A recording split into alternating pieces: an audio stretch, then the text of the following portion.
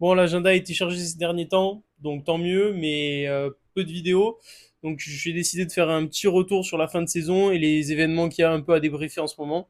Restez connectés aussi. Les premiers contenus, interviews, inside arrivent en juillet avec un événement notamment lié autour du tennis. Voilà, donc soyez prêts. Nous, on le sera.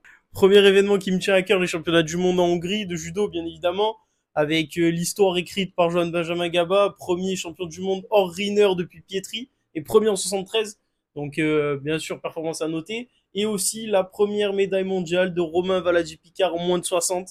Voilà, catégorie très relevée. Donc grosse performance et gros coup de chapeau à lui aussi. En cette fin d'année, on a la Coupe du Monde des clubs. La Coupe du Monde des clubs, zéro hype sur cet événement. On dirait juste un tournoi de périscolaire.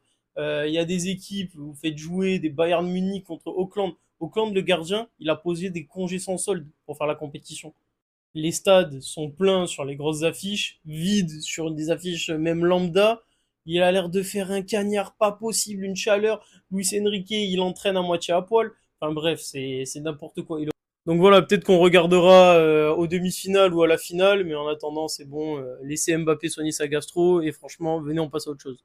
Autre événement de cette fin d'année, on a le retour des phases finales de top 14 et donc on connaît les quatre équipes qui vont s'affronter en demi-finale. Donc on a le RCT, l'UBB, Bayonne et Toulouse. Bon, Toulouse et l'UBB habitués ces dernières années des demi-finales.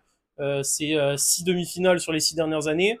Toulon revenant, enfin, depuis 2017. On attendait ça en tant que Toulonnais, donc très, très heureux. Et Bayonne, pour la première fois, qui va créer son histoire. Après être monté il y a de ça quelques années, va enfin jouer une phase finale de top 14, la première de son histoire. D'ailleurs, n'hésitez pas à me dire en commentaire qui vous voyez arriver en finale et qui vous voyez lever le Brennus aussi.